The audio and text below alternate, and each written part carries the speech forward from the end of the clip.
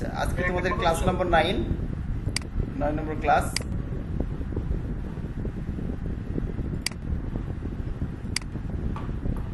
আচ্ছা, আমরা দেখি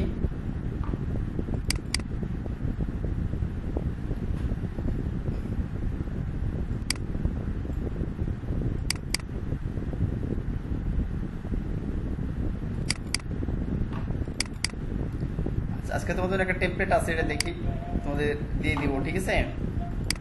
এই টেমপ্লেটটা তোমাদের মাই রেস্টুরেন্ট টেমপ্লেট, হ্যাঁ, একটা ব্লগিং টেমপ্লেট। তোমাদের সামনের দিনে কাজ থাকবে এটা করা, অনেক বড় টেমপ্লেট, ঠিক আছে? করতে করতে কিন্তু তুমি ক্লান্ত হয়ে যাবা। অবশ্য বড় হলেও সহজ আছে। সহজটা কি, এই যে টেমপ্লেট দেখতেছো, এই যে এখানে দেখতেছো টেমপ্লেটটা, এটা মনে করে রিপিট করতে হবে একই জিনিস। এই পর্যন্ত দেখো একই জিনিস, খালি একটা ব্লক করার পরে ব্লকটা রিপিট করলা খালি বারবার একই জিনিস, হ্যাঁ।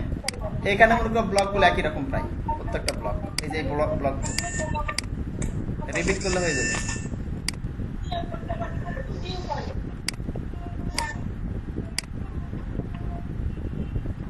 বুঝা যাচ্ছে কি?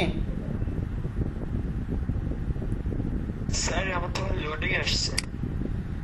নেটের একটু সমস্যা হয়তো, হ্যাঁ, চলে আসবে, টেনশন করবে না।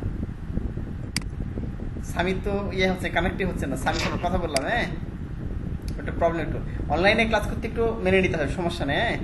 হয়তো এখানে করলে একটু সমস্যা হচ্ছে, পরে ভিডিও দেখে নিলা। বাংলাদেশ এখন পুরো ডিজিটাল হতে পারেনি, বুঝলি? জি স্যার। এই জন্য যা আছে তাই নিয়ে ঝাঁপিয়ে পড়তে হবে। আচ্ছা, আমরা শুরু করি। এই টেমপ্লেট আজকে তোমাদের দিয়ে দিব, হ্যাঁ। এটা খুব সুন্দরভাবে করবা। এটা হচ্ছে ব্লগিং টেমপ্লেট। আজকে ক্লাসটা তাড়াতাড়ি করা লাগবে, বিদ্যুৎ নাই তো, কারেন্ট চলে যাচ্ছে বৃষ্টির জন্য, তাই না? আচ্ছা ঠিক আছে, ল্যাপটপে চার্জ বেশি নাই।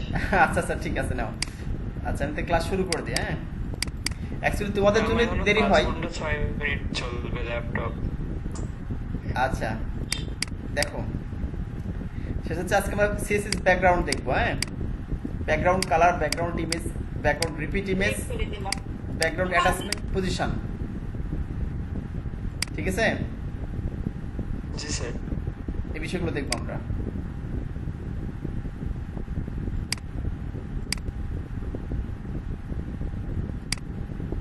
আচ্ছা দেখো, তাহলে এখানে এসে প্রথমে দেখি background colour, CSS background colour. Background colour তোমাদের দেখিয়েছি অবশ্যই এর আগে ক্লাসে। যে ব্যাকগ্রাউন্ড কালার লিখলে হয়ে যায় ব্যাকগ্রাউন্ড কালার, হ্যাঁ। ব্যাকগ্রাউন্ড কালার লিখলে অটোমেটিক্যালি পুরো ওয়েবসাইটে ব্যাকগ্রাউন্ড কালার আসবে। আমরা একটু আমার ইয়েটা ওপেন করি, যেটা আমরা কত ক্লাসে করেছিলাম। ক্লিক করলাম,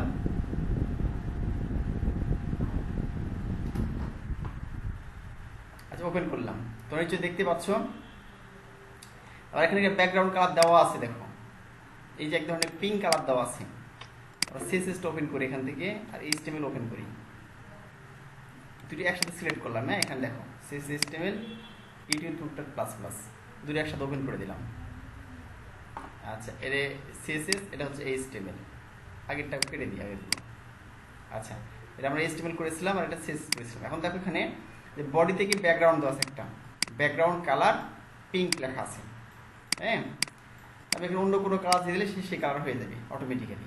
তাহলে এর প্রপার্টি কি, ব্যাকগ্রাউন্ড কালার। তোমার দেখি সিজনে রিপিট করলাম না, হ্যাঁ, এটা স্কিপ করে চলে গেলাম। তাহলে তুমি যে কোনো কালার দিলে সেই কালারটা এখন শো করবে। আমি এখানে ব্যাকগ্রাউন্ড কালার কি দিতে পারি, মানে ওই কালার নাম না দিয়ে হেক্স কোড দিতে পারি, পিক্সি দেওয়ার মাধ্যমে করতে পারি, ঠিক আছে? তুমি কালার কোড দিতে পারো, হ্যাশ দিয়ে 6টা কোড দিয়ে করতে পারো, অথবা 8GB কালার দিতে পারো, দিলে কাজ করবে, সমস্যা নেই।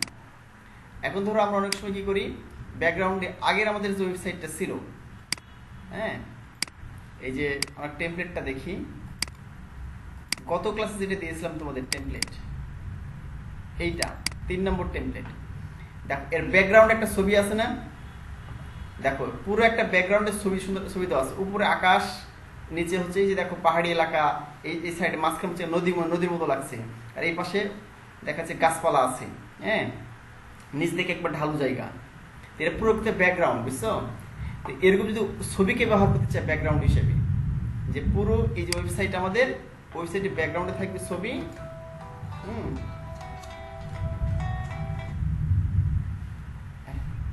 হ্যাঁ, রেজাল্ট ক্লাস জয়েন করো।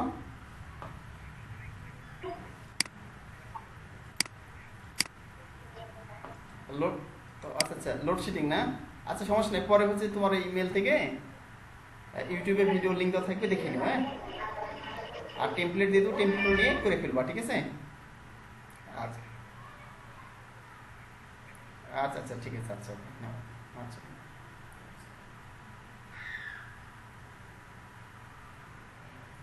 আজকে দেখতেছি যে সব জায়গায় লোডশেডিং, বুঝছো? রেজাউলের ওখানে লোডশেডিং চলতেছে। বৃষ্টি হচ্ছে ভাই সেজন্য। হ্যাঁ হ্যাঁ, প্রচুর বৃষ্টি হচ্ছে, ঝড় হচ্ছে, আমার রাজশাহীতে বৃষ্টি হচ্ছে। আচ্ছা দেখো, এরকম ব্যাকগ্রাউন্ড দেওয়ার ক্ষেত্রে আমরা কিভাবে করবো আমরা, দেখো এই কাজটা যদি করতে চাই, যে আমাদের এই যে এখানে এই নিচে যে পিঙ্ক যে কালার দিচ্ছি, কালারটাতে ব্যাকগ্রাউন্ড দিব। আচ্ছা আমি এখানে গেলাম, একটা ব্যাকগ্রাউন্ড ইমেজ নিয়ে আসি। হ্যাঁ, তাহলে ভালো হবে তোমাদের জন্য। একটা ডাউনলোড করে আসি ব্যাকগ্রাউন্ড ইমেজ। আমি এখানে গেলাম, আমি লিখলাম যে background image, GRUND, background image, এটাকে সার্চ করলাম। এরপর আমি গুগলে গেলাম, দেখো ব্যাকগ্রাউন্ড ইমেজ লিখে তুমি গুগলে সার্চ করলে ইমেজে ক্লিক করলাম, তুমি অনেক সুন্দর সুন্দর ইমেজ দেখতে পাচ্ছ কি? এই যে গুগল থেকে তো সুন্দর সুন্দর ব্যাকগ্রাউন্ড ইমেজ আছে। হ্যাঁ, তুমি যে কোনোটা ব্যবহার করতে পারো এখান থেকে। আমি এখানে আসলাম। যদি আমি এটাই ব্যবহার করতে চাই বা এইটা ব্যবহার করতে, যে কোনো একটা ব্যবহার করতে পারো আমি চাইলে, ওরকম ব্যাকগ্রাউন্ড ইমেজ চলে আসবে। যদি গাছেরটা ব্যবহার করতে চাই, এরকম গাছের ইমেজ, যেটা এরকম গাছের ইমেজের উপরে এটা হয়ে যাবে, ঠিক আছে? তো আমি এটা ডাউনলোড করি, ডান ক্লিক করলাম, ওপেন এ নিউ ট্যাব। আমরা ডাইরেক্টলি ইউজ করতে পারবো না লিংক দিয়ে? হ্যাঁ, লিঙ্ক দিয়ে ডাইরেক্টলি ব্যবহার করতে যাবে, ঠিক আছে? তো ইমেজটাকে বড় করার জন্য আমি ইয়ে করছি।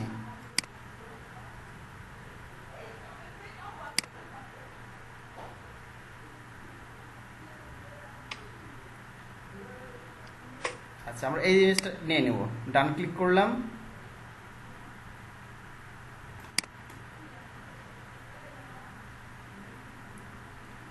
আচ্ছা ভিউ ইমেজে ক্লিক করলাম,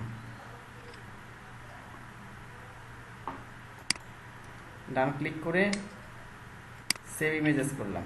এই ইমেজটা ছোট মনে হচ্ছে দেখছি সাইজে। ওহো, এটা তো তোমার সাধারণ ইমেজ না। আচ্ছা অন্যটা নিয়ে, হ্যাঁ, ওটা একটি অন্য সাইজের ইমেজ, মানে WEP, মানে ইমেজের ইয়েটা হচ্ছে যে যেটা ফরম্যাট বলে, ফরম্যাটটা আলাদা। এটা কি ইমেজ? এটা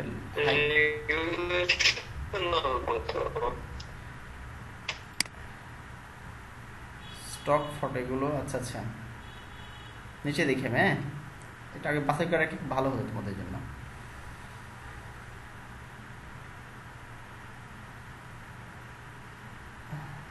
আচ্ছা আমি এমনি ব্যাকগ্রাউন্ড ইমেজ একটা দিয়ে দিই এখান থেকে। একটা উজ্জ্বল কোনো ছবি দিয়ে দিই।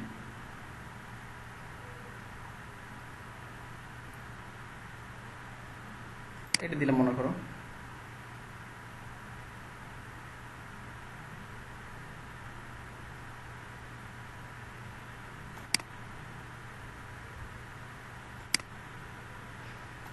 এটা নেই, সেভ ইমেজেস, এটা জেপিজি ইমেজ, ঠিক আছে? এটা লিখলাম বিজি, লিখলাম বিজি মানে ব্যাকগ্রাউন্ড ইমেজ। হ্যাঁ, আমরা কোথায় সেভ করবো? ডিরেক্টলি ওখানে সেভ করি, প্রজেক্টে আমাদের। আচ্ছা 6 CSS +9 সেভ করে দিলাম। হ্যাঁ, এখন দেখো আমরা এটাই ইমেজ হিসেবে ব্যবহার করব, যেটা আমরা ডাউনলোড করলাম অনলাইন থেকে। তো দেখলে কিভাবে ব্যাকগ্রাউন্ড ইমেজ মানে নিতে হয়। ব্যাকগ্রাউন্ড ইমেজ লিখে সার্চ করলে চলে আসবে অটোমেটিক। হ্যাঁ, এই যে আমাদের চলে আসছে এখানে ইমেজটা, এই যে বিজি, এই যে এটা আমরা ব্যাকগ্রাউন্ড হিসেবে দিয়ে দিব, ঠিক আছে? এখন দেখো আচ্ছা, এর দেওয়ার জন্য কি করতে হবে আমাদের? এখানে গিয়ে হচ্ছে যে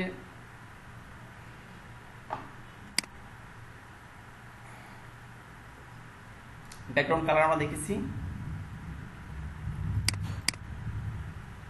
background image, CSS background image.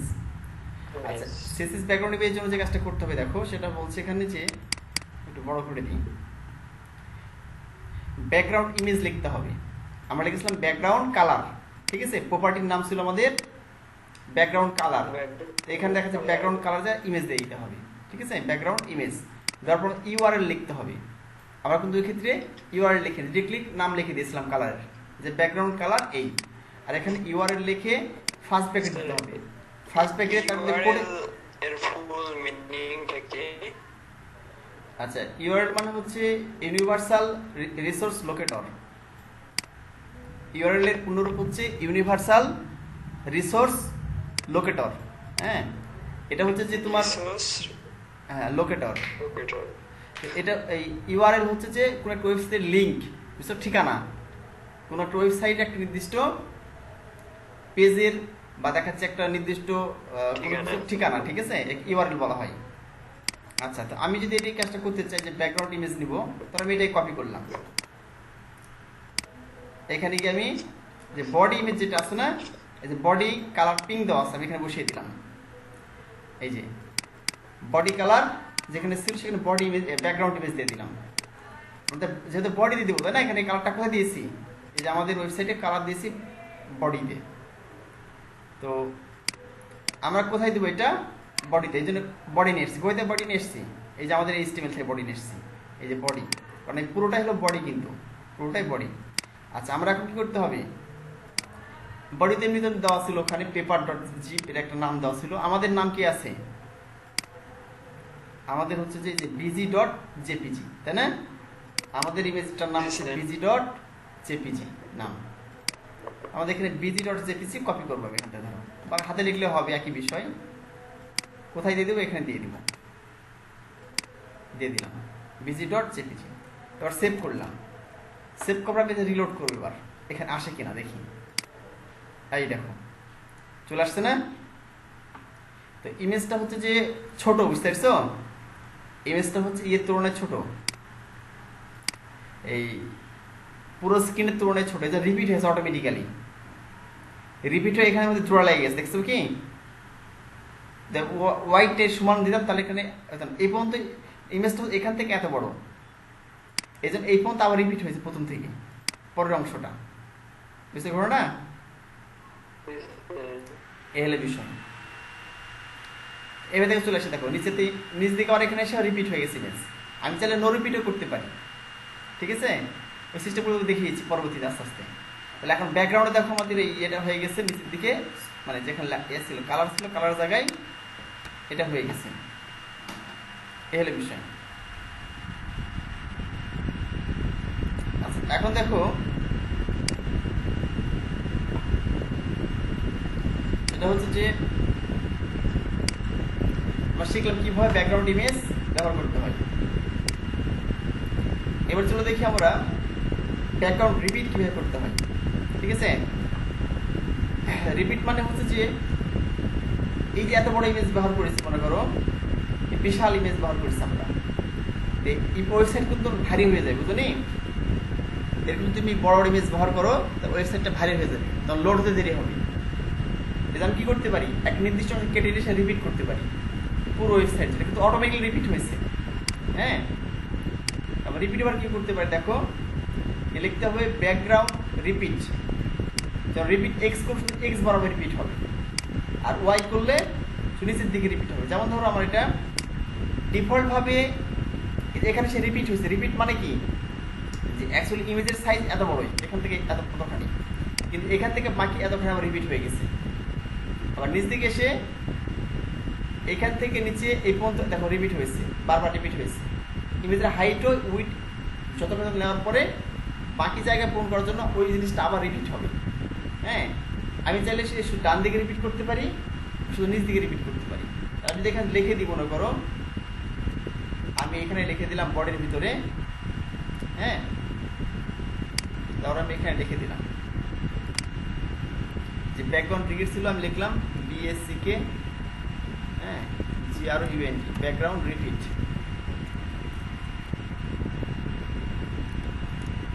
Background repeat লিখে দিলাম, ঠিক আছে। আচ্ছা, রিপিট কি দিলাম, যদি আমি এক্স অক্ষ বরাবর দিই, ঠিক আছে, তাহলে লিখে দেবো রিপিট এক্স, এখানে লিখে দিব REPEAT, রিপিট এক্স লিখে দিলাম। দেখো রিপিট এক্স লিখে দিলাম। এখন কি হয় আমার, দেখো এখন দেখো নিচ দিকে রিপিট, শুধুমাত্র ডান থেকে বাম দিকে রিপিট হয়েছে, শুধু এখানে নিচ দিকে তো রিপিট হয় না, এখান থেকে সাদা ব্যাকগ্রাউন্ড চলে আসছে। ওয়াই মানে কি, আচ্ছা তোমাদের একটা জিনিস বুঝাই, তোমরা অনেক সময় দেখাচ্ছে জিনিসটা জানো তোমরা, হ্যাঁ, দেখো সেটা হচ্ছে যে এটা হচ্ছে এক্স, সরি এটা হচ্ছে এক্স অক্ষ, এর এক্স অক্ষ, এটা ওয়াই অক্ষ, তোমরা জানো এটা, ঠিক আছে। এটা হচ্ছে এক্স অক্ষ, এটা এক্স, এটা হচ্ছে এক্স প্রাইম, এক্স প্রাইম। তোমরা যারা সায়েন্সে পড়াশোনা করতে তোমরা জানো এটা। এটা হচ্ছে ওয়াই, এটা ওয়াই প্রাইম। আচ্ছা, এটা হচ্ছে নিচের যেটা আনুভূমিক যেটা আছে, আনুভূমিকভাবে যেটা আছে সেটা হচ্ছে এক্স অক্ষ, উপর থেকে নিচে হচ্ছে ওয়াই অক্ষ, ঠিক আছে, ওয়াই অক্ষ। এখন দেখো তুমি ওয়েবসাইটের যেটা দেখালাম এটা, তো ওয়েবসাইটের এই ডান থেকে বাম দিকে এটা এক্স অক্ষ, আর উপর থেকে নিচ দিকে হচ্ছে ওয়াই অক্ষ, ঠিক আছে, এই হলো বিষয়। এখন দেখো এই যে আমাদের এইটা হচ্ছে এক্স অক্ষ, এখান থেকে ডান দিকে এক্স অক্ষ, আর ওয়াই অক্ষ বরাবর থেকে হয় নাই, আমি এখানে দিয়ে দিই ব্যাকগ্রাউন্ড রিপিট এক্স, হ্যাঁ, আর যদি এখানে আবার যে ব্যাকগ্রাউন্ড রিপিট ওয়াই, এখন তো দুই দিকেই হবে।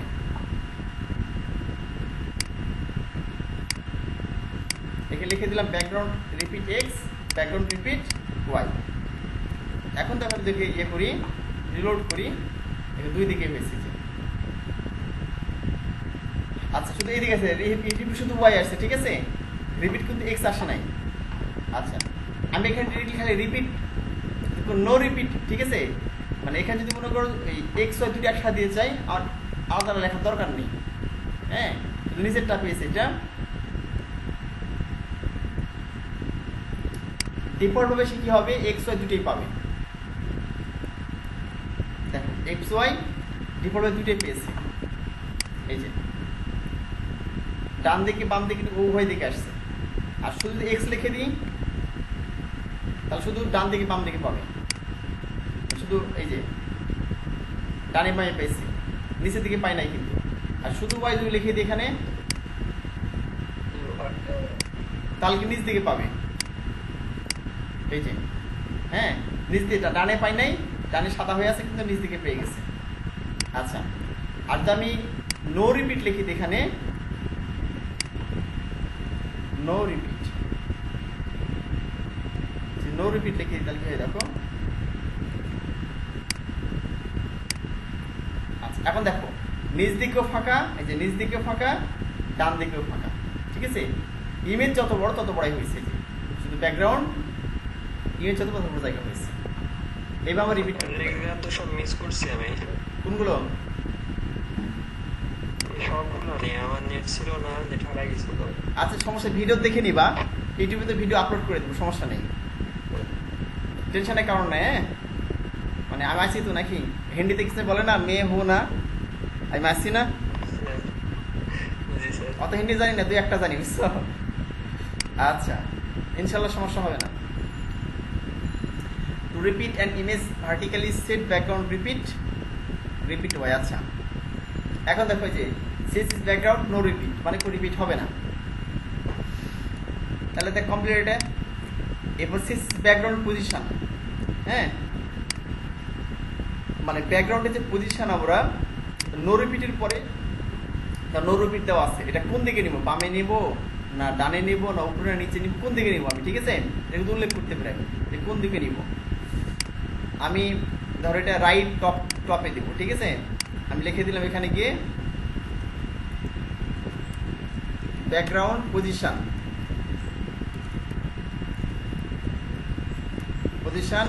Right top RIGHT right hyphen top লিখে দিলাম। এখন দেখো কি হয়, রিলোড করলাম,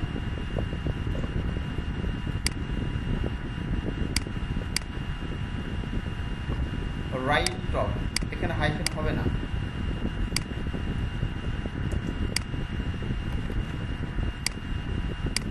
এই যে ডান দিকে চলে আসছে না। আচ্ছা 10 মিনিট আছে, হোক সমস্যা নাই। আচ্ছা বুঝতে পারো না, আমাদের বাম দিকে ছিল, ডান দিকে চলে আসছে, রাইট টপ দেওয়ার পরে বুঝতে পারো এখানে, বা লেফট টপ দিতে পারি, এরকম বিষয়গুলো আছে। এবার দেখবা ব্যাকগ্রাউন্ড অ্যাটাচমেন্ট, খুব কঠিন না বুঝছো, একবার তত দেখে দেখে করবা, একবার তোমরা দেখে দেখে করবে, ঠিক আছে?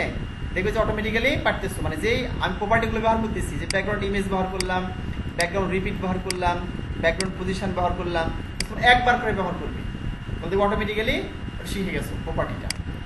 বিষয় ব্যাকগ্রাউন্ড অ্যাটাচমেন্ট, এটা খুবই গুরুত্বপূর্ণ, বুঝছো? ব্যাকগ্রাউন্ড অ্যাটাচমেন্টটা খুবই ইন্টারেস্টিং এবং গুরুত্বপূর্ণ।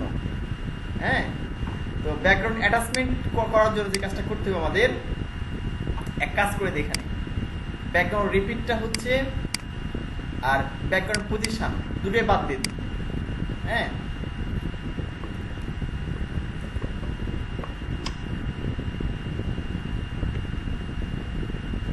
দুটোই বাদ দিলাম।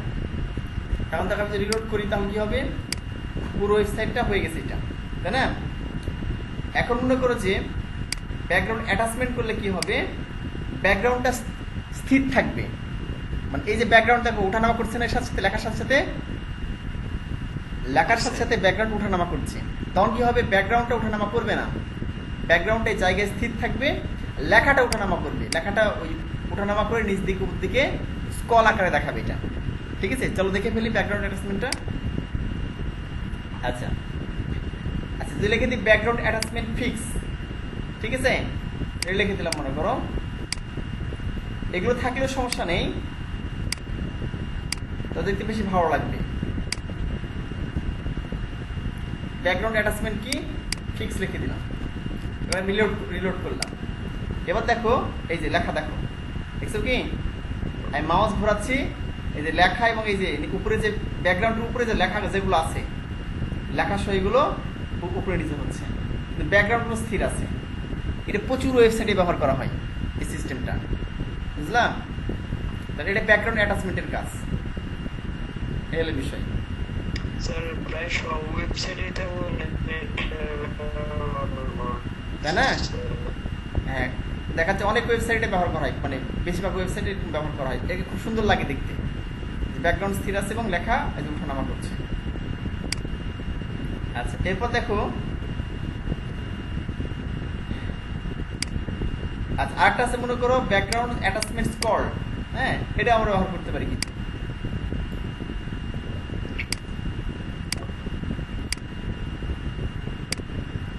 ফিক্স যেমন একটা দিয়েছি, এটা ব্যবহার করতে পারি। তাহলে হবে কি, ওই যে আগের মতো মনে করো ফিক্স করা আছে, তুমি স্কল ব্যবহার করলে ওটা সহজ হবে। আগে যেমন জেনারেলি ছিল এটা, ফিক্স লিখতে সুন্দর লাগছে দেখতে। আচ্ছা এই যে, আচ্ছা এবার আমরা দেখবো যে background CSS background shorthand মানে হচ্ছে যে যারা আমাদের এখানে লিখতে হচ্ছে background colour, background image, background repeat no repeat, background position right top, এত লেখার দরকার নাই। তুমি একটা প্রপার্টি লিখে তুমি দেখা যাচ্ছে সবগুলো উল্লেখ করতে পারো একটার মধ্যে, একে ব্যাকগ্রাউন্ড শর্ট হ্যান্ড বলে, মানে সংক্ষিপ্তভাবে তুমি লিখে করে ফেলতে পারো, ঠিক আছে? কিভাবে তোমার দেখাই, চলো। তো তুমি এভাবে লিখে দিলা, এইভাবে লিখে দিলাম, শুধু ব্যাকগ্রাউন্ড লিখলাম, হ্যাঁ, শুধু তুমি এখানে ব্যাকগ্রাউন্ড লিখে দিয়ে দিলা, এর ভিতরে ইমেজ দিয়ে দিই,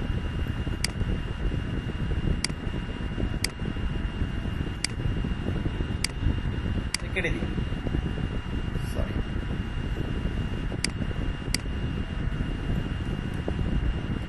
শুধু ব্যাকগ্রাউন্ড লিখতে হবে। স্যার আমি ব্যাকগ্রাউন্ড চেঞ্জ আচ্ছা, শুধু তুমি ব্যাকগ্রাউন্ড লেখা, ঠিক আছে? দেখো, ব্যাকগ্রাউন্ড লেখে ব্যাকগ্রাউন্ডটা কালার দিলা। যদি কোনো কারণে ইমেজ তোমার না পাই, ধরো ইমেজ কোনো কারণে তুমি পাচ্ছে না, তাহলে তোমার কালার পাবে।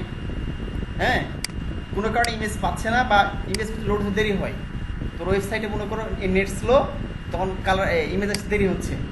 হ্যাঁ, কারণ সার্ভার থেকে ইমেজ দেরিতে আসবে, তখন তোর কী করতে হবে, এই এখানে কালার একটা কালার দিয়ে দিলা, যে যতক্ষণ লোড হবে না ইমেজ ততক্ষণ কালারটা শো করবে। আচ্ছা, তারপরে এই ইমেজ দিয়ে দিলাম। তারপরে দেখো এখানে এসে নো রিপিট, রিপিট করবা না তুমি, এটা দিয়ে দিলাম। আর ব্যাকগ্রাউন্ডটা কোন দিকে, রাইট টপ উপর দিকে থাকবে, ডান দিকে। তুমি একসাথে দেখো 1 2 3 4 চারটা প্রপার্টি তুমি একসাথে ব্যবহার করতে পারছো। হ্যাঁ,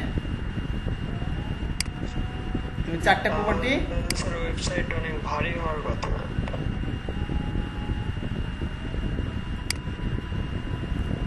চারটে প্রপার্টি একসাথে ব্যবহার করতে পারছো। হ্যাঁ, তাহলে এখানে দেখো আমি এখন যদি রিলোড করি, তাহলে চারটে একসাথে পেয়ে যেতে। এই দেখো, রাইট টপ উপরে পায়ে গেছে ব্যাকগ্রাউন্ডটা। হ্যাঁ, এই যে এটা হচ্ছে মনে করো যে ডান দিকে উপরে আছে।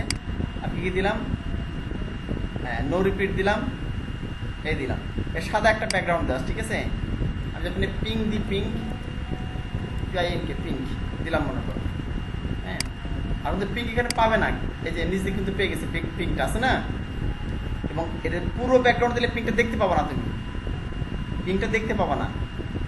কিন্তু এই যে ফাঁকা আছে, এই জন্য ফাঁকাটাতে পিঙ্ক হয়ে গেছে, বুঝলাম? এই হলো বিষয়। তাহলে একে শর্ট হ্যান্ড বলা হচ্ছে, একসাথে ব্যবহার করতেছি। তাহলে আমাদের ইয়ের কাহিনী শেষ। আমাদের হচ্ছে যে পুরো হচ্ছে যে মানে ব্যাকগ্রাউন্ড কালার আর কত প্রপার্টি শিখলাম, ব্যাকগ্রাউন্ড কালার শিখলাম, ব্যাকগ্রাউন্ড ইমেজ শিখলাম প্রপার্টি, ব্যাকগ্রাউন্ড রিপিট শিখলাম, ব্যাকগ্রাউন্ড অ্যাটাচমেন্ট শিখলাম এবং ব্যাকগ্রাউন্ড পজিশন শিখলাম। এবং সবগুলো দ্বারা আমরা ব্যাকগ্রাউন্ডের শর্ট হ্যান্ড ব্যবহারটা শিখলাম। তার আমরা 5-6টা প্রপার্টি শিখলাম, 5টা প্রপার্টি শিখলাম প্রপারলি। আমাদের ব্যাকগ্রাউন্ডের কাহিনী শেষ। একটা প্রশ্ন আছে। হ্যাঁ বলো।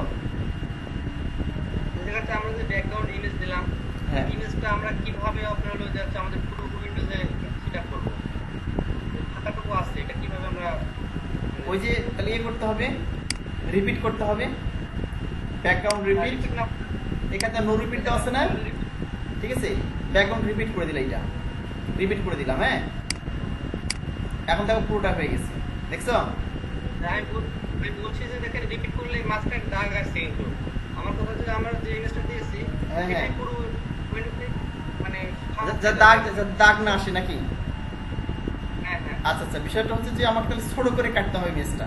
হ্যাঁ, এই দাগটা বুঝতে পারতে না যদি ইমেজটা একই ধরনের হতো। ইমেজটার মধ্যে একটা কালচে ভাব আছে, দেখো আমি যদি এতে যাই, আমরা যদি ইমেজে যাই তাহলে দেখতে পাবা ইমেজটা সব দিকে কিন্তু একই রকম না, এইদিকে একটু কালচে ভাব আছে, এদিকে আফসা। হ্যাঁ, এই জন্য দেখা যাচ্ছে দাগ চলে আসছে। আমি আর একটা সিস্টেম করতে পারি, তোমাদের দেখাতে পারি। সেটা হচ্ছে, জাহাঙ্গীর খুব সুন্দর প্রশ্ন করেছে, সেটা হচ্ছে কি যে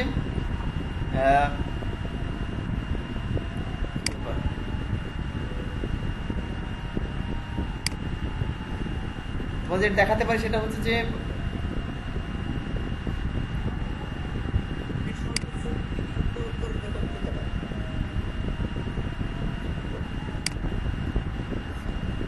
আচ্ছা, সেটা হচ্ছে ইমেজটা কেটে ব্যবহার করতে পারি। এতে কি হবে, সার্ভারের তো ইয়ে কম থাকবে। এখান থেকে এই পর্যন্ত কেটে যদি ব্যবহার করি, তাহলে তোমার দেখা যাচ্ছে যে ওই ইমেজটা ভারী হবে না, আবার দেখা যাচ্ছে যে ওই দ্রুত লোড হবে।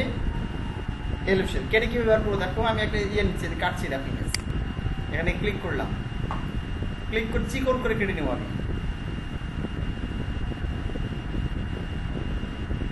ধর এখান থেকে আমি এই পর্যন্ত কেটে নিলাম।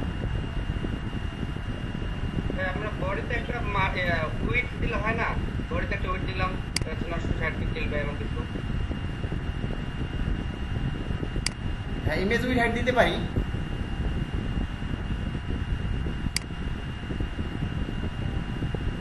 ইমেজটাই বাড়িয়ে দিতে পারো, সমস্যা নাই।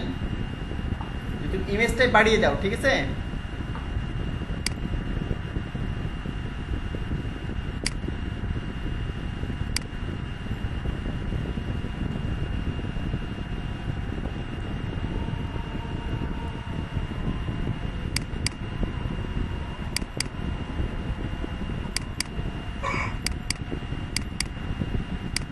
PG2 নামে সেভ করে দিলাম। হ্যাঁ,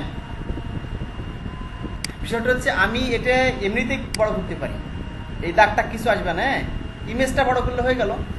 তোমার এখানকার ওয়াইড কতখানি, উইড হাইট কতখানি, ঠিক আছে?